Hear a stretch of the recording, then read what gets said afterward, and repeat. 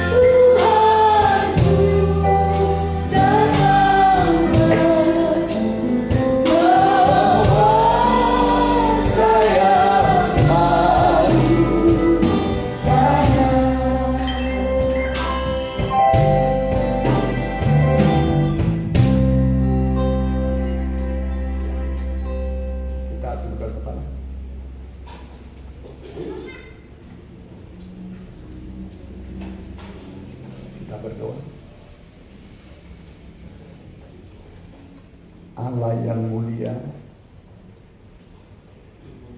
itulah Tuhan Yesus Kristus yang kami sembah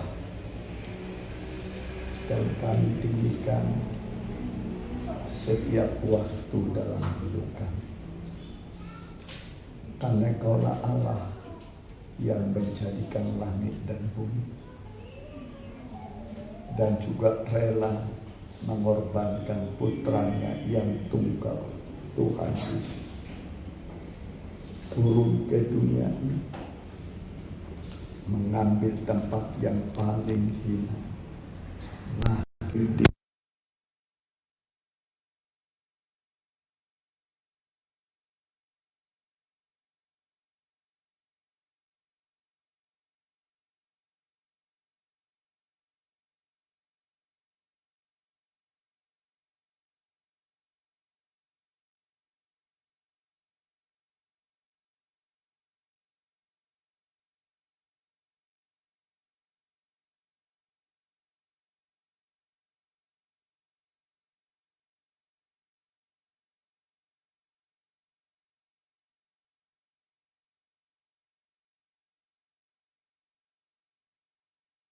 bumi yang baru, kota Yerusalem baru. Persiapkanlah kami menjadi mempelai-Mu. Persiapkan kami Tuhan, kuduskan kami. Berfirmanlah, kami siap. Tuhan Yesus. Amin. Silakan.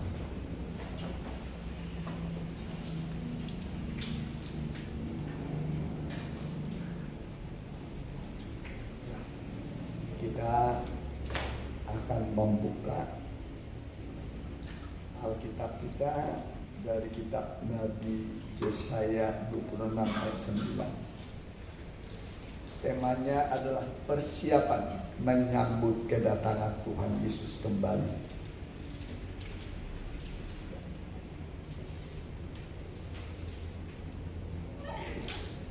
Ayat 26 ayat yang ke-9 merupakan persiapan. Perhatikan. Dengan segenap jiwa aku merindukan Engkau pada waktu malam. Ya, dengan segenap jiwa aku merindukan Engkau pada waktu waktu malam. Juga dengan sepenuh hati aku mencari Engkau pada waktu pagi. Ya,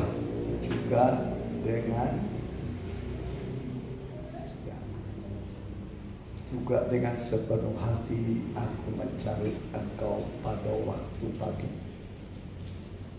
Sebab apabila Engkau datang menghakimi bumi, ini menyangkut kedatangan Tuhan. Sebab kalau Tuhan datang menghakimi bumi, terus maka penduduk dunia akan belajar apa yang benar. Ya, maka penduduk dunia akan belajar apa yang benar. Jadi persiapan kita menyambut kedatangan Tuhan yang kedua kali ini, kita harus belajar ya apa yang benar, yang betul. Jadi jangan yang salah diikutin, ya jangan mengikuti dosa, tapi kita belajar ya untuk melakukan apa yang benar, karena Tuhan akan datang di sini ya sebagai apa? Sebagai apa? Ya. Kalau saudara pernah ke kantor pengadilan Jalan apa? Jalan apa tadi? Tentang pengadilan di Bandung. Ya? Jalan apa? Jalan Riau. Jalan Riau. Jalan Riau. Ya. Bagaimana jaksa, hakim, saksi-saksi menghadapkan para terdakwa. Ya. Yang diharapkan oleh terdakwa adalah bebas. Amin.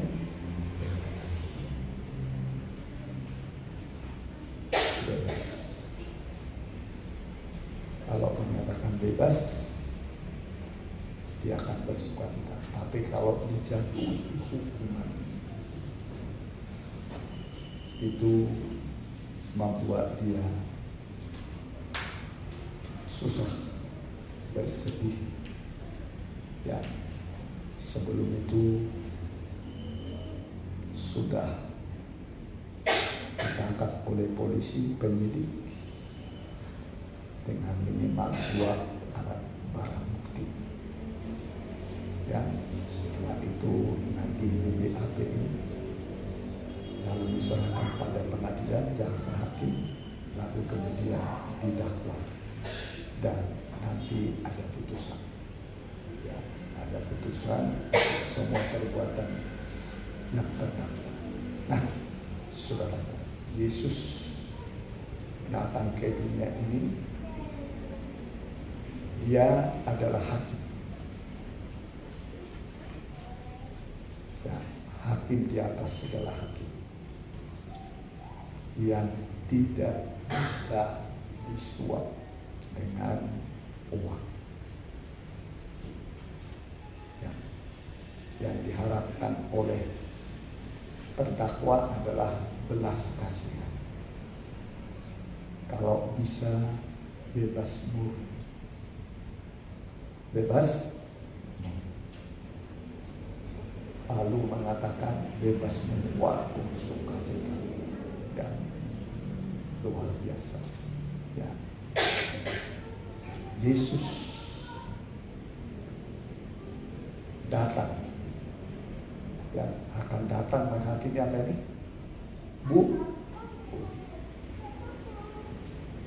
Yaitu kita ini, manusia karena dosa.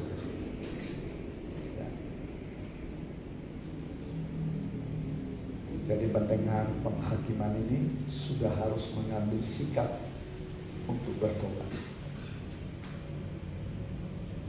Untuk bertobat.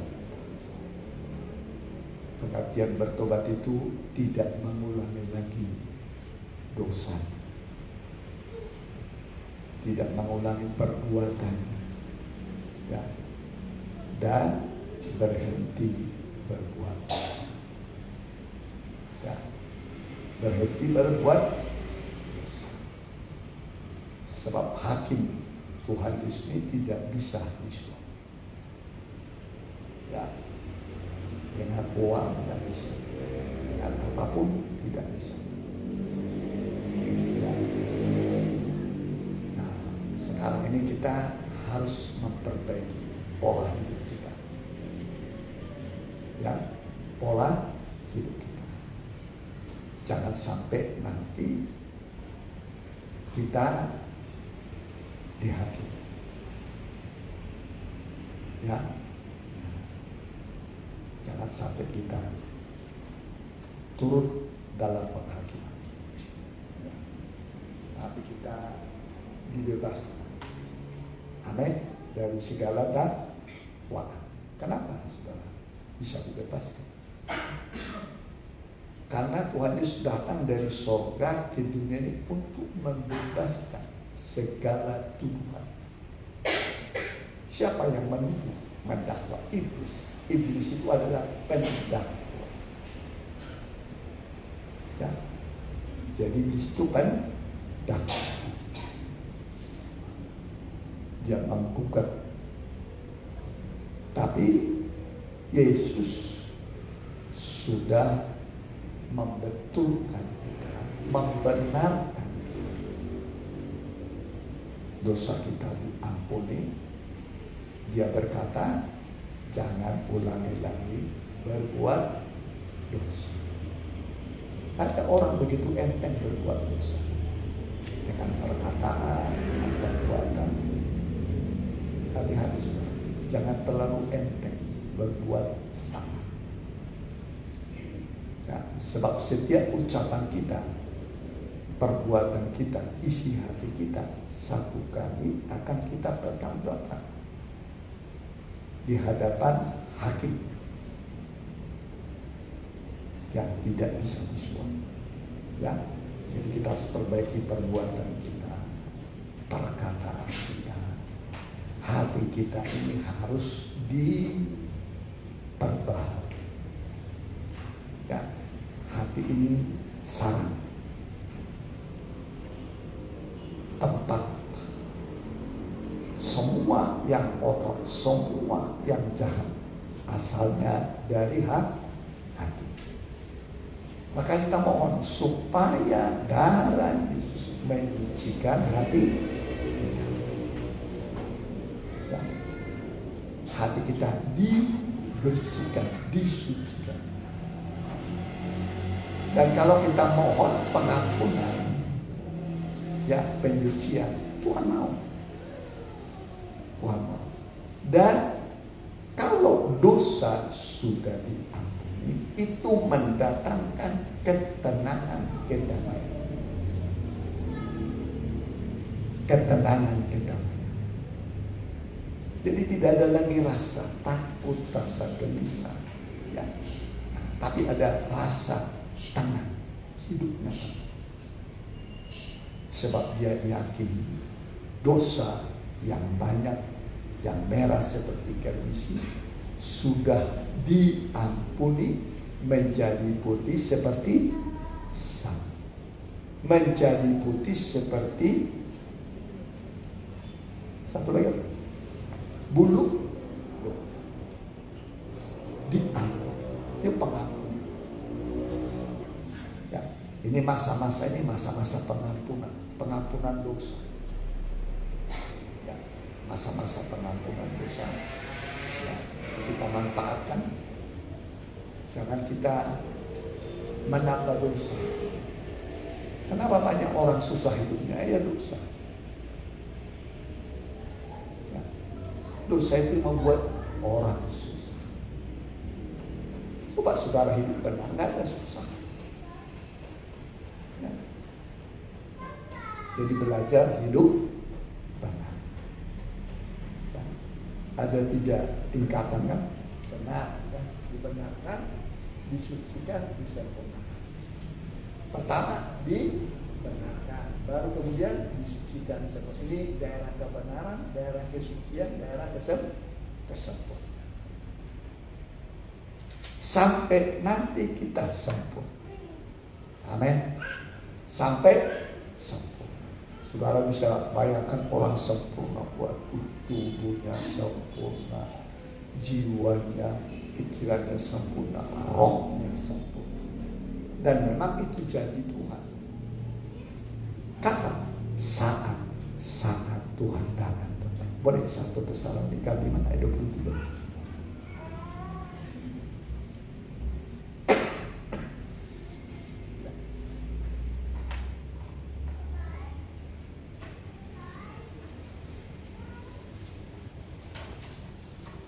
Ya, Semoga Allah damai sejahtera menguduskan kamu seluruhnya, ya, dikuduskan dulu, ya, disucikan, dan semoga roh, jiwa, dan tubuhmu terpelihara sempurna dengan tak bercacat pada kedatangan Yesus Kristus Tuhan kita. Jadi apa yang disebut sempurna? Roh, jiwa, dan tubuh. Manusia kan 3 unsur. Ada roh yang menghidupkan, ada jiwa yang membuat berpikir, ada tubuh, wadah dari tubuh, dari roh, jiwa itu ada pada tubuh. Dan ini coba baca sekali pelan-pelan. Semoga Allah damai sejahtera menguduskan kamu seluruhnya, Ya, dikuduskan terus. dan semoga roh, jiwa, dan tubuhmu terpelihara sempurna dengan tak bercacat pada kedatangan Yesus Kristus Tuhan kita. Jadi ketika Tuhan Yesus datang, Dia akan menyempurnakan tubuh, jiwa, dan roh kita. Nah, nanti tubuh yang bekas bekas operasi adalah gigi palsu hilang semua.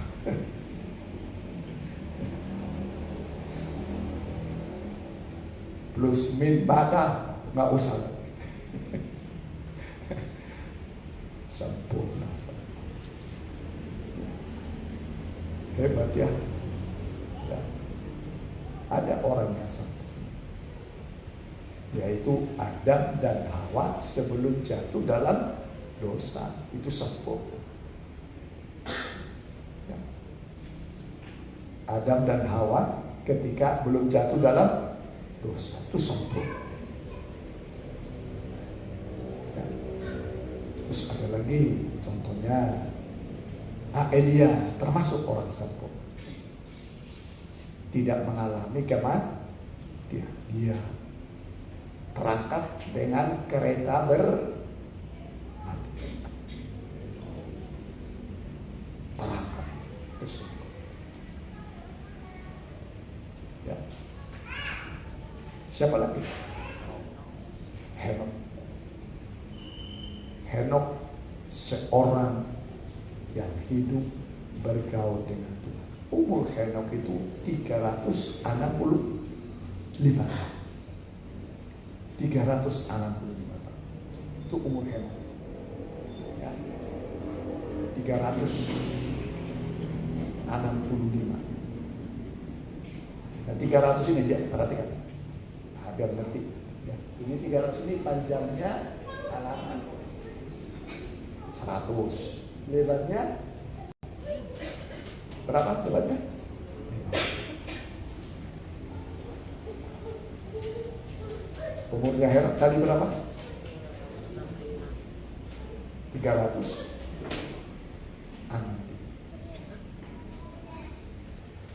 100 tambah 100 berapa? Hah? Berapa? Ini tambah 50 tambah 50 300. Tingginya 5. Bisa banget. Tingginya berapa? 5. Ketemu nggak? 360.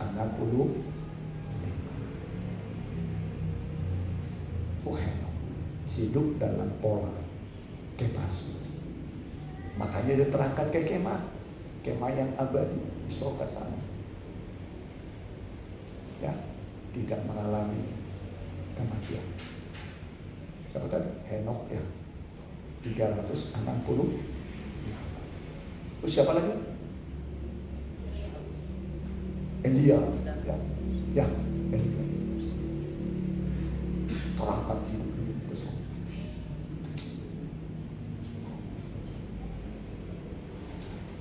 Ya, ini Elia. Nabi yang luar biasa, membuat mujizat, membuat mujizat. Ya. Jadi Henok. Satu lagi Musa. Musa memang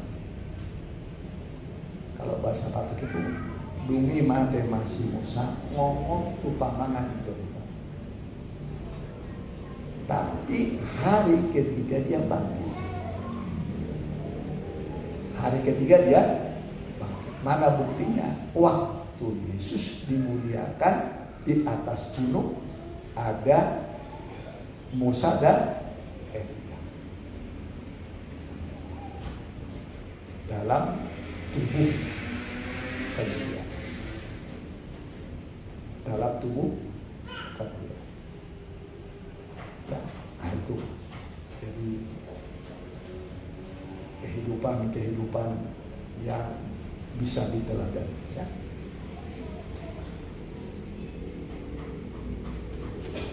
Sebenarnya kita harus meningkatkan doa kita. Ya. Seperti Nabi Yesaya, dengan segenap jiwa aku merindukan engkau pada waktu. Ya. Juga dengan sepenuh hati aku mencari engkau pada waktu pagi. Sebab apabila engkau datang menghakimi bumi, ya, maka penduduk dunia akan belajar apa yang benar. Ya. Jadi ikut Tuhan itu jangan mundur. Jangan mundur. Murid-murid Tuhan banyak yang mundur. Padahal Yesus sendiri memilih mereka. Yesus guru mereka.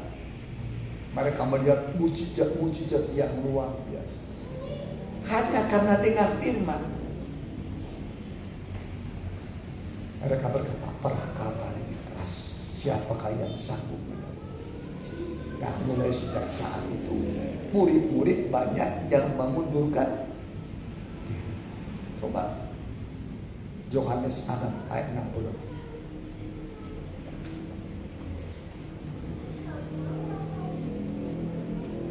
Ya.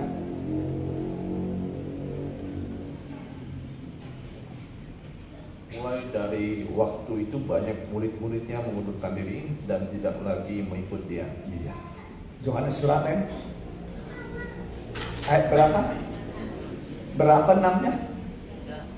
3. Capnya apa itu? Antikris. Ini jadi anti Tuhan semua yang mundur ini. Memusuhi Tuhan, menyalibkan Tuhan. Ya. Mulai dari waktu itu banyak murid-muridnya, bukan sedikit ya, mengundurkan diri dan tidak lagi mengikuti. Kalau orang tidak mengikut Tuhan, mengikut apa kira-kira? Setan.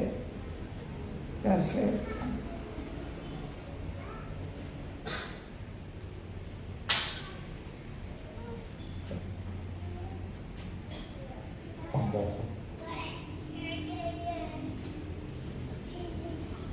Jadi mundur. Angka 666. jadi antikris. Capnya ini cap antikris itu 6. Masih ingat anak pertama itu apa? Hah? Apa artinya 666? Nah. Hah?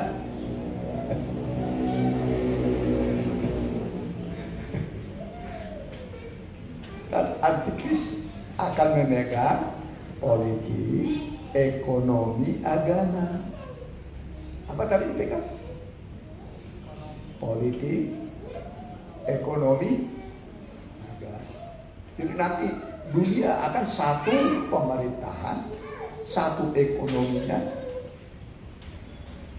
satu agama. Agama antikris. Ya.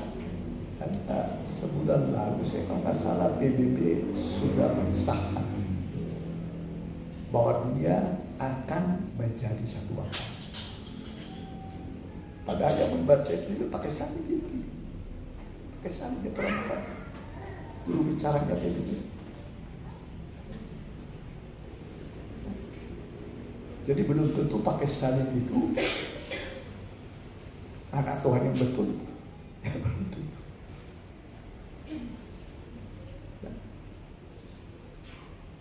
Dan kira-kira 3 minggu atau sebulan lalu itu masih ada di saya. Sudah disahkan di PBB akan satu apa tadi? Satu agama, satu pemerintahan, satu ekonomi. Ya. Angka 3 itu kan anti Christ. Jadi kalau nanti ditawarkan, jangan. Dari mana kita makan kalau nggak terima harus. Ingat saja orang Israel di padang gurun 40 tahun. 40 tahun Tuhan pelihara. Nggak ada pertanian, nggak ada sumber air. Padang gurun namanya, gersang kering. Tapi namanya Tuhan bertanggung jawab. Kalau dia keluarkan umat Tuhan dari Mesir, dia bertanggung jawab untuk keperluan. Amin. Untuk apa yang diperlukan Tuhan bertanggung jawab. Padang gurun kalau siang itu ekstrim panas. Kalau malam ekstrim dinginnya dingin betul. Itu padang gurun. Makanya Tuhan kirim namanya tiang awan di waktu siang. Supaya pas sejuk. Rasa sejuk di padang gurun. Pemeliharaan Tuhan. Ya. Tuhan buat sejuk. Enak rasa. Waktu siang. Tapi waktu malam gelap. Juga ekstrim. Dinginnya. Maka Tuhan kirim, Tuhan ganti dengan tiang api. Tuhan buat tiang awan dan tiang api melindungi dan menghangatkan umat. Jadi Tuhan betul-betul mengasihi umatnya, bertanggung jawab untuk keselamatan umatnya di padang gurun yang gersang. Nanti kita juga begitu. 3,5 tahun kita ya, akan diungsikan pada belantara. Ya, tapi dalam perlindungan Tuhan, dalam pemeliharaan Tuhan, supaya kita sekarang gak usah pikir bagaimana, sudah diberitahu pasti Tuhan pelihara.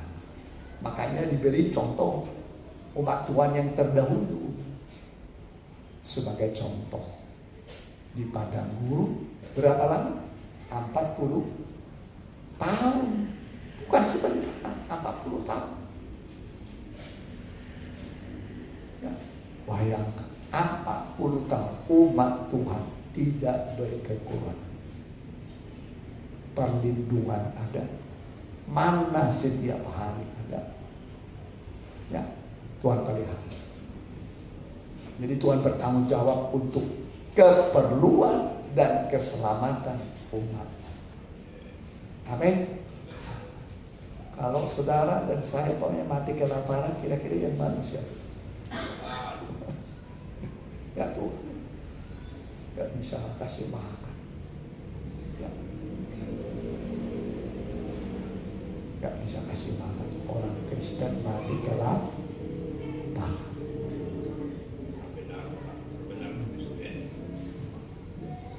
Tapi Tuhan pasti pelihara. Amin.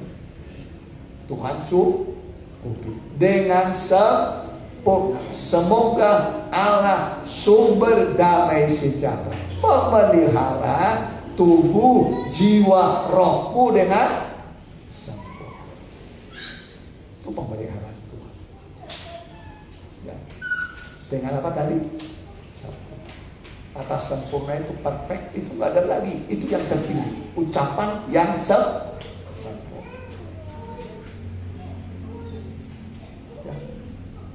Sempurna. Jadi betul-betul kita nanti rasakan pemeliharaan Tuhan yang sempurna. Tubuh jiwa roh kita dipelihara oleh Tuhan dengan sempurna. Ya. Dengan ajaib. Ya, dengan ajaib. Ya, kita harus menyadari kita ini hidup pada zaman akhir. Hidup pada zaman akhir telah tiba.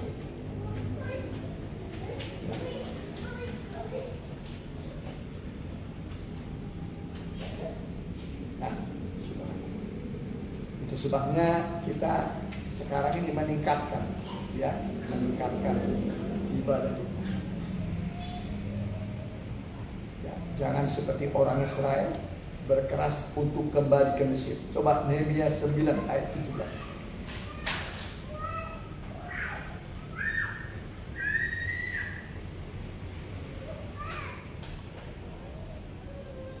Nehemia 9 ayat yang 17.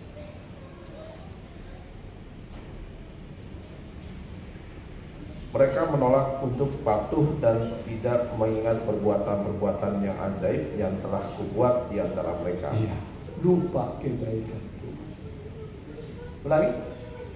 Mereka menolak untuk patuh dan tidak mengingat perbuatan-perbuatan yang ajaib yang telah kau buat di antara mereka. Ya, jadi mereka itu tidak ingat, berarti melupakan segala kebaikan Tuhan dilupakan. Kalau kali kita juga begitu, lupa akan kebaikan Tuhan yang sudah menolong kita, menyembuhkan kita, memberkati, memelihara kita. Lupa. Ya. Israel lupa. Terus perhatian. Mereka bersitegang leher, malah berkeras kepala untuk kembali ke perbudakan di Mesir. Mau kembali jadi budak. Udah dimerdekakan mau menjadi budak lagi. Padahal di Mesir mereka itu seperti dalam open pembakaran. Open. Seperti di open itu pembakaran. Aduh. Kerja tapi gak dikasih gaji. Mana ada gajinya mereka? Hanya diperas tenaga. Itu perbudakan yang sangat ngeri dialami oleh umat Tuhan. Bukan sebentar, 400 tahun, bayangkan. 400 tahun. Sudah seperti dari open, posisi di open dalam pembakaran. Mereka begitu sakitnya, ngerinya. Tapi dibebaskan. Setelah dibebaskan, pengen kembali lagi ke Mesir, pengen menjadi budak lagi. Ya memang dalam perjalanan tidak semua mulus, tidak semua enak. Namanya juga dalam perjalanan di padang gurun. Ya, tapi kan ada mujizat Tuhan, ada pertolongan. Ya. Tuhan pelihara dengan cara ajaib. Apa yang kebutuhan mereka Tuhan cukupi. Ada tiang api waktu malam, ada tiang awan waktu siang, membuat umat Tuhan itu betul-betul dalam perlindungan dan tuntunan Tuhan. Tapi tetap aja ngomel bersungguh-sungguh. Wah, kalau bisa kembali saja dalam bangsa. Nah, waktu di Mesir mereka justru pengen dilepaskan. Setelah dilepaskan pengen kembali ke Mesir. Mana yang begitu enak, mereka berkata akan makan mana ini kami sudah muak. Orang makanan paling enak itu makanan malaikat. Mana itu makan apa? Malaikat. Ya. Bayangkan, ini bukan sembarang makanan yang dimakan Israel. Itu makanan apa tadi? Malaikat. Coba saudara, hebatnya umat Tuhan. Ya, dikasih makan roti, makan malaikat.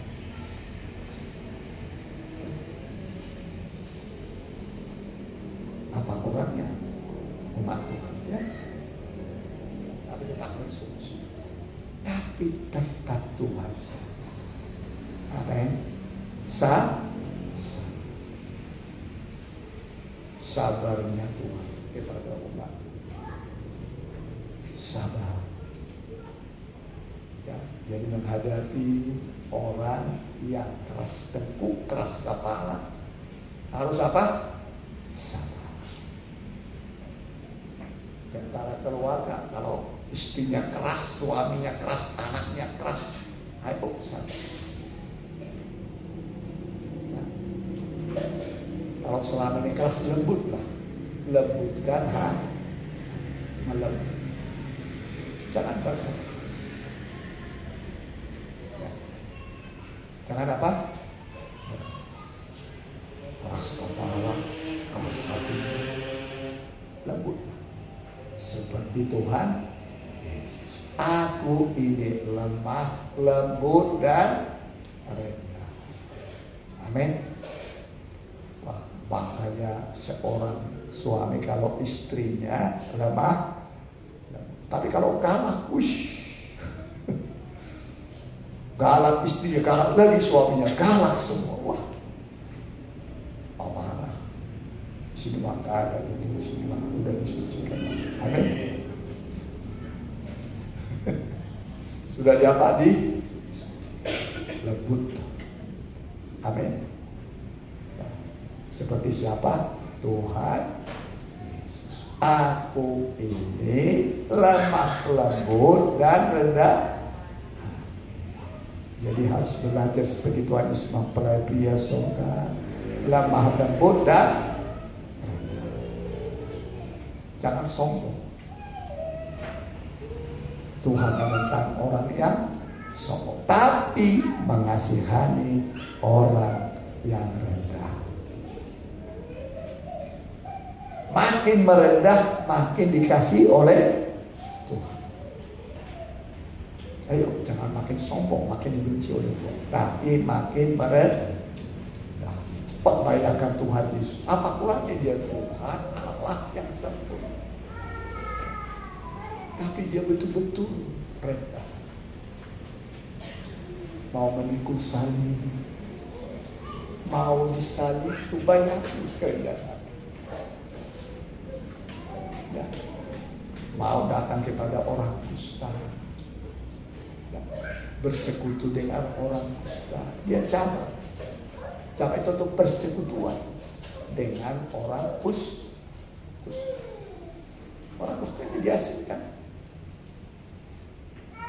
Diasingkan, gak boleh nyatu dengan orang-orang sehat. Tapi Tuhan datang kepada orang kusta. Ya. Orang kusta, kalau ada orang lewat dia harus berkata najis, najis, najis. Pakaiannya compang-camping, kulit tubuhnya rusak, hancur semua karena dosa. Dosa ini membuat hancur banyak kehidupan manusia. Tapi Tuhan, Dia berkata, kalau engkau mau aku, engkau dapat mentahirkan. Kata Tuhan, aku mau, jadilah engkau tahir. Tahir suci. Ya, jadi suci. Bayangkan, menyambut kedatangan Tuhan tadi yang dibutuhkan apa? Kesu. Ini apa? Buktinya ini bisa jadi suci. Ya, bisa jadi suci.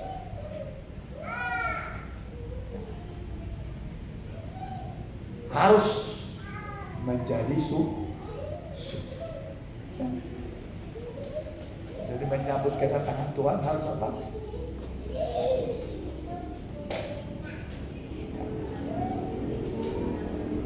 Belajar, ya. Belajar sedikit demi sedikit, dibuang dosanya, ditinggalkan dosanya. Dosa itu harus dibenci, bukan dikasihi. Jangan sayang pada dosa, disimpan-simpan itu dosa. Sayang bisa sama dosa. Harusnya apa? Dibuang.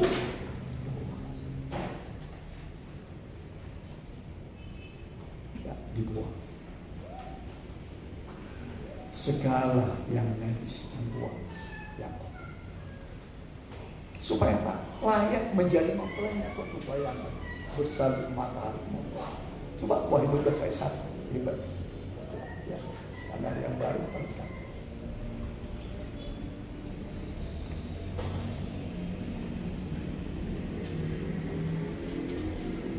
Wahyu 12 ayat yang pertama. Perempuan dan naga. Maka tampaklah suatu tanda besar di langit. Seorang perempuan berselubungkan matahari dengan emas. Mempelai wanita di gereja Tuhan, ya. Nah, bersalutkan matahari, maka itu Allah Bapa. Allah kita adalah matahari, kasih dan kemuliaan yang berikan. Ya. Dengan bulan di bawah kakinya. Bulan di bawah kaki. Ini Alkitab ini, ya. Wahyu 12 ayat 1 itu. Dan sebuah mahkota dari 12 bintang di atas kepalanya. Ada 12 bintang, ya. Ini mempelai wanita berpijak pada bulan, itu korban Kristus. Bulan dalam tanda darah. Yesus yang mengorbankan nyawanya, darahnya untuk mengampuni dosa. Kita disalut. Allah kita adalah matahari, kasih dan kemuliaan Dia berikan. Coba baca itu. Allah kita adalah matahari, kasih dan kemuliaan Dia berikan. Coba. Itu sumber kasih itu Allah. Mas mau berapa? Allah kita adalah matahari, kasih dan kemuliaan Dia berikan. Cepat, yang punya HP gampang sekali. Allah matahari langsung. Ada?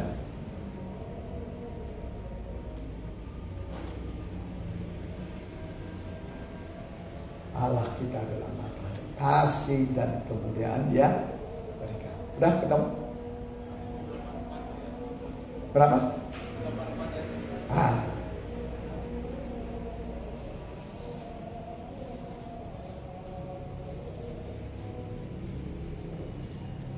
Ya, menurut Mazmur 84 ayat yang ke-12. ya, Sebab Tuhan Allah adalah matahari dan perisai. Dan perisai. Kasih dan kemuliaan Ia berikan. Iya, terus Dia tidak menahan kebaikan dari orang yang hidup tidak bercela. Ya, kasih dan kemuliaan dia. Jadi sumbernya kasih itu Allah, sumber kemuliaan itu Allah. Nanti kita juga akan mulia sama seperti dia mulia. Sekarang ini belum masih banyak cacatnya, masih lemah. Tapi nanti betul-betul mulia, ya, mulia. Seperti manusia pertama, Adam dan Hawa, sebelum jatuh dalam dosa. Ya, Adam dan Hawa sebelum jatuh dalam dosa mulia enggak? Adam dan Hawa sebelum jatuh dalam dosa mulia enggak? Mulia. Bukan berpakaian daun ara, bukan berpakaian kulit domba, tapi pakaian kemuliaan. Itu pakaiannya manusia yang pertama, Adam dan Hawa. Tapi begitu jatuh dalam dosa, hilang kemuliaan. Lepas dari mereka yang tidak berpakaian.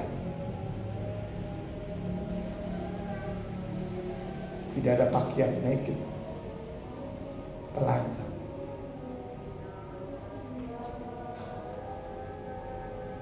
Awalnya pakaian kemuliaan.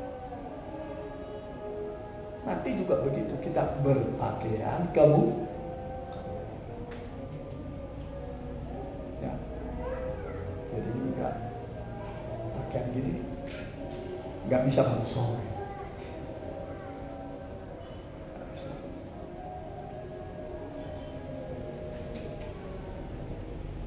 Nanti kalau ini masuk surga jadi sampah. Di surga tidak ada lagi sampah, ya kan? Ada sampah di surga.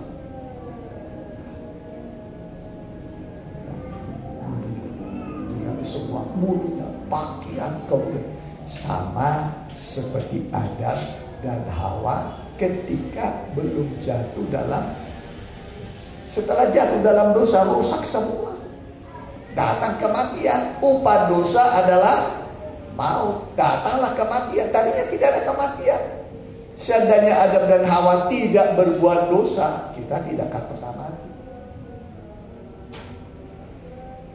Dari satu orang maut datang. Tapi oleh satu orang, itulah Tuhan Yesus datang kehidupan. Amin. Dengan cara bagaimana? Dia mati menanggung dosa isi dunia. Makanya jubahnya diambil. Jubah itu tidak berjahit. Dari atas ke bawah tidak dijahit. Artinya tidak pernah disentuh oleh manusia. Kalau bikin jubah dijahit, dipegang manusia kan? Pegang. Ini jubahnya tidak berjahit. Bukan kata manusia. Ya. Nah itulah yang diberikan. Dilepas. Ya. Diberikan. Jubahnya itu dibagi 4 ya. Bagi 4 ya. 4 itu 4 mata angin. Timur, barat, utara, selatan. Semua manusia dimanapun di 4 penjuru bumi sama-sama punya kesempatan mendapatkan pakaian kemuliaan. Terimalah pakaian kemuliaan. Amin. Supaya kita nanti jadi mulia. Nah, sekarang dibekali. Kalau saudara nggak hadir, nggak tahu saudara. Nanti jadi sok tahu padahal tidak tahu. Sekarang jadi tahu. Ini saya juga bukan. Ini saya tahu dari Alkitab, dari guru saya. Baca Alkitab berulang-ulang. Ya. Nanti jadi tahu. Dari yang tidak tahu menjadi tahu. Iya kan? Coba bagian-bagian terakhir itu jubahnya di bagian 4 itu. Coba. Ya, coba. Jubah. Kapan jubah 4 langsung muncul. Ya.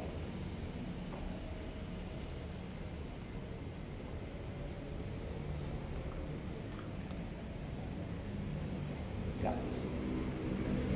Antara Markus, Lukas, Yohanes lah. Ya, udah ketemu? Ya, udah ketemu.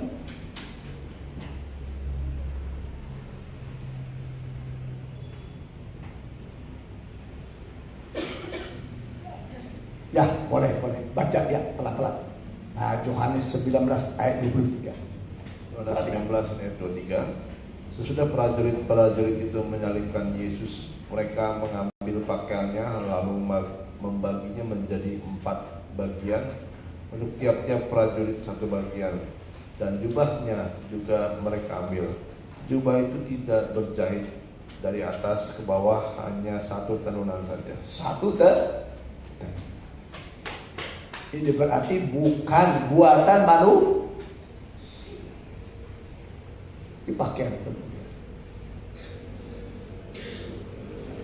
Pakaian kemudian. Terus udah 24. Terus Karena itu mereka berkata seorang kepada yang lain, janganlah kita membaginya menjadi beberapa potong, tetapi baiklah kita membuang undi untuk menentukan siapa yang mendapatnya. Membuang apa? Undi. Alkitab mengatakan undi dibuang di pangkuan, keputusannya dari Tuhan. Undi dibuang di pangkuan, keputusannya dari Tuhan. Terus dengan demikianlah hendaknya supaya genaplah apa yang ada tertulis dalam kitab suci. Mereka membagi-bagi pakaianku di antara mereka, dan mereka membuang undi atas jubahku. Hal itu telah dilakukan prajurit-prajurit. Ya, ini jubah kemuliaan.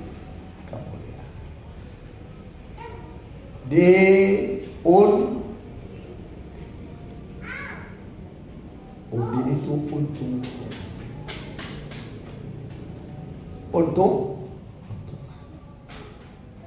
diundi. Masih ingat siapa yang diundi? Yunus. Gara-gara siapa kita ini terjadi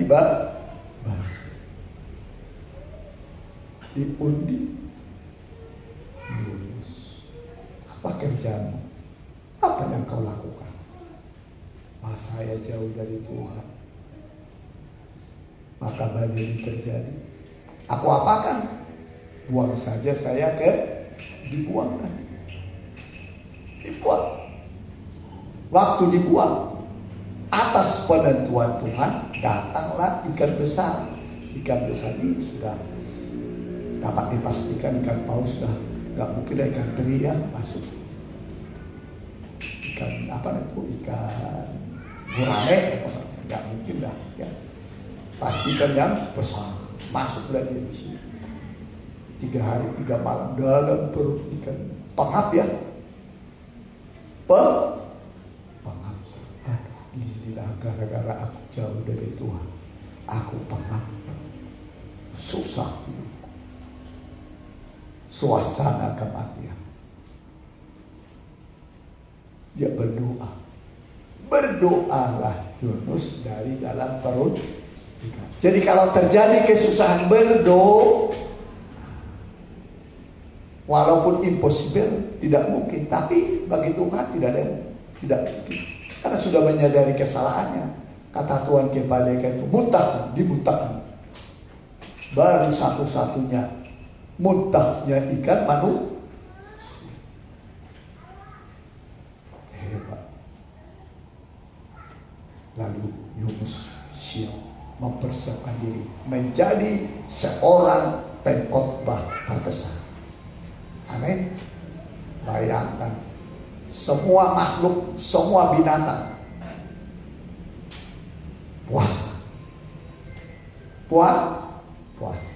Gak makan, tidak minum, supaya Tuhan jangan tunggang balikan seperti kota Sodom dan Gomora. Udah ada contoh. Ingat mereka Sodom dan Gomora ditunggang-balikan hati. Dari raja, panglima, pembesar, sampai binatang, semua puasa mengambil sikap merendahkan. Inilah cara melunakkan hati Tuhan. Amin. Ketika terancam usaha, pekerjaan, masa depan terancam, ambil sikap berdoa dan berpuasa. Hati Tuhan luruh. Tadinya sudah menetapkan untuk dihukum, tapi Allah itu Allah yang lembut, Allah yang mengubah keputusan. Akhirnya kota Ninibe berdiri tegak. Amin. Dan ditulis dalam kitab, dalam Al-Quran. Jadi kita sebagai anak-anak Tuhan, ya, kita perlu persiapan menyambut hari kedatangan Tuhan. Ya, kita perlu ada persiapan. Jangan mundur.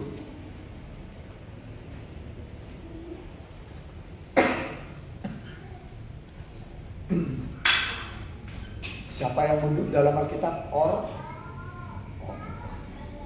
Mundur. Tapi Rut, walaupun dia miskin, dalam masa-masa yang susah dan sulit, dia mau memundur. Masa depannya dimulai dari dari memang gini kan, panas terik datang, gak apa-apalah, demi masa depanku saya mau melakukan ini daripada aku mati kelaparan. Dia memundur, dia mengambil sedikit demi sedikit. Ketemu dengan bos, tuan rumah, pemilik barang. Singkat cerita, Rut diambil menjadi istri Boaz. Amin. Jadi mempelainya siapa? Boaz. Siapa itu Boaz itu? Orang kaya raya. Orang apa? Kaya. Dari pemulung, dari orang paling miskin yang paling hina, gak ada hidupnya. Tapi tambah sabar di tengah kemiskinan. Namun tiba waktu dia diangkat menjadi mempelai. Istrinya Boaz yang kaya. Begitu diambil, berakhir sudah kemiskinan. Berakhir juga status orang miskin, berakhir. Sekarang dia menjadi istri Boaz yang kaya. Mau usah pikir lagi. Masa depan sudah ada di dalam tangan suami. Ya kan? Masa depan keluarga di tangan siapa? Suami. Ya. Jadi suami itu harus betul-betul kuat. Dan kepala keluarga perempuan itu laki-laki.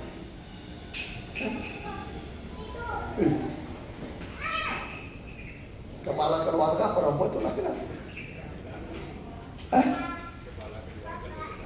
Laki-laki. Kalau perempuan berarti apa itu? Akrobatik. Apa? Akrobatik. Pernah dia akrobatik? Kakinya kemana? Ke atas kepalanya ke bawah. Jangan nikah akrobatik.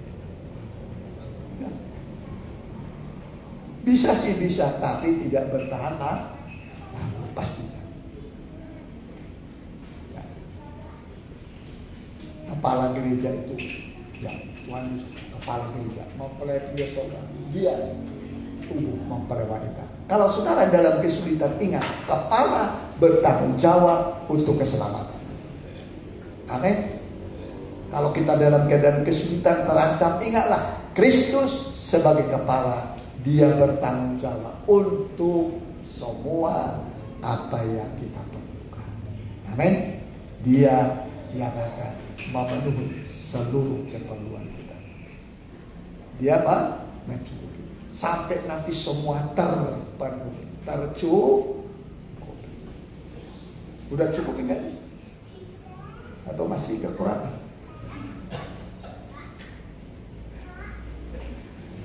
Masih jauh dari cukup. Pasarnya belum. Masih diirit, semua diirit.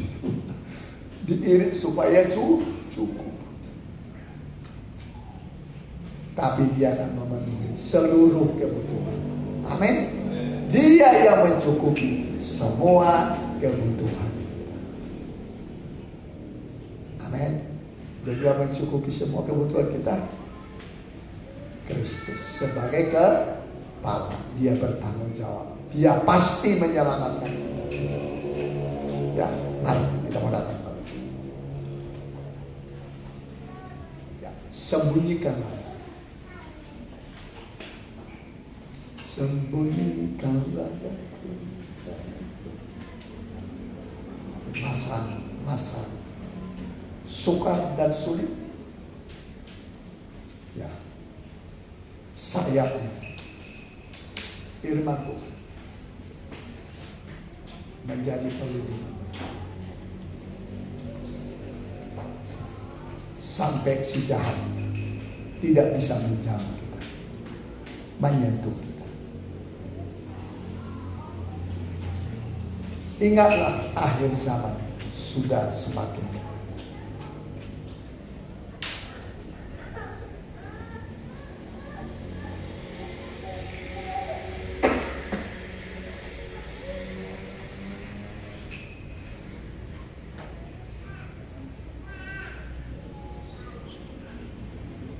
Ya, kita berdoa.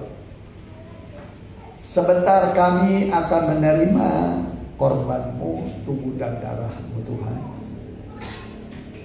Bubuhkanlah berkat dari surga, urapan dari Roh Kudus, sehingga roti dan anggur ini adalah wujud dari pengorbanan Tuhan di Bukit Golgota, di Bukit Kalvari. Siapa yang memakan dan meminumnya menjadi satu dengan Tuhan. Dalam nama Tuhan Yesus kami sambut perjamuan suci. Mari silakan.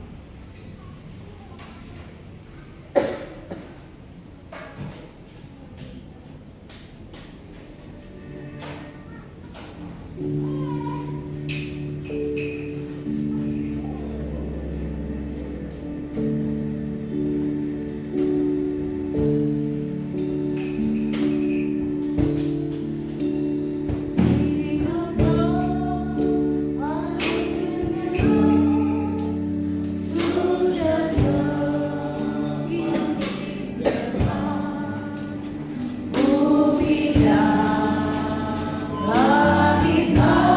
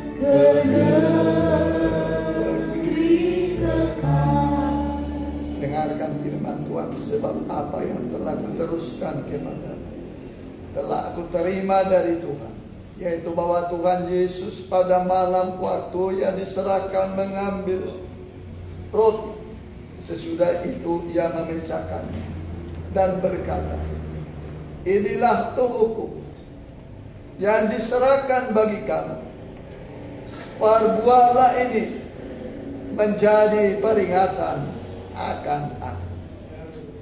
Apakah saudara yakin ini adalah tubuh Kristus?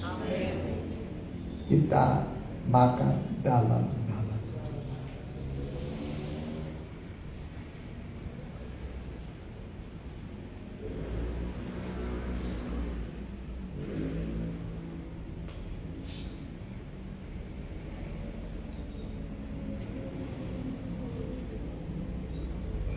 Satu dengan Allah yang kudus. Engkau satu kami karena kekurangan. Kita angkat cawan darah. Demikian juga ia mengambil cawan sesudah makan lalu berkata, cawan ini adalah perjanjian baru yang dimeteraikan oleh darahku.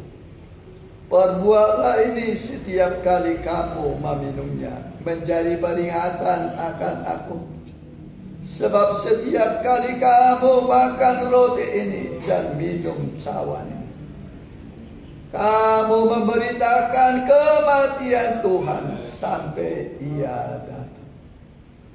Apakah saudara yakin ini adalah darah Kristus? Amin. Kita minum dalam nama.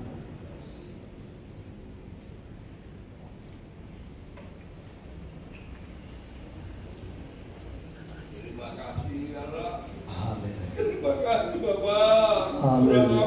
Angkat tanganmu bersyukur kepada Tuhan. Kami menyembah Engkau Tuhan. Kami bersyukur padamu Tuhan. Kami menyembah Engkau Tuhan. Kami bersyukur padamu Tuhan. Haleluya, haleluya, haleluya. Di dalam perjamuan suci ada mujizat-mujizat bagi kami Tuhan. Segala pergumulan dan kebutuhan kami Tuhan akan menyediakan bagi kami. Terima kasih Tuhan. Allah kami besar, lebih besar dari apapun. Langit adalah tahtamu, bumi tumpuan kakimu. Engkau yang mengampuni dosa orang-orang Niniwe. Kau juga mengampuni dosa kami Tuhan. Terima kasih Bapa, basuhlah kami dengan darah-Mu Tuhan. Terima kasih Tuhan, ubahlah hidup kami yang keras menjadi lembut Tuhan seperti hati-Mu. Terima kasih Tuhan. Terima kasih Tuhan. Terima kasih. Boleh sekali lagi rabah penyakit kalau sakit. Dengan tangan kiri, tangan kanan angkat. Hamba berdoa buat anak-anak yang sakit. Dalam nama Tuhan Yesus, sembuhkanlah mereka. Terima kasih. Engkau tabib yang ajaib. Dalam berkat nama Tuhan Yesus. Haleluya.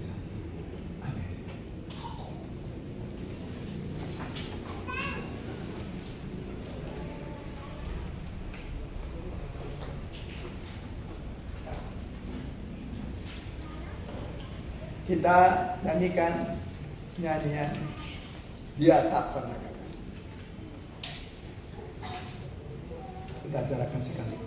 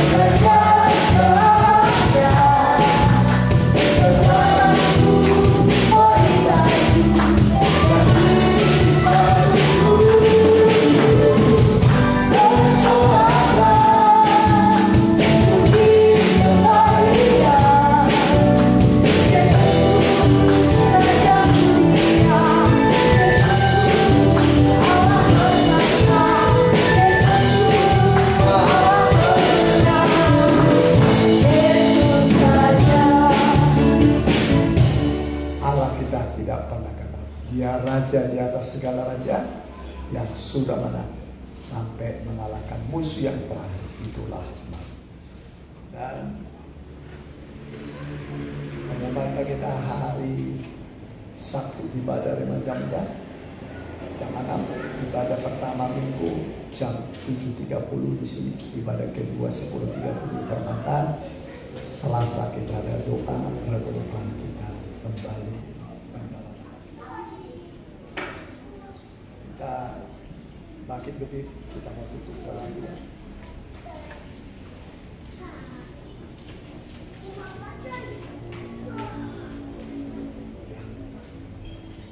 Kita doakan mereka yang membutuhkan kesembuhan.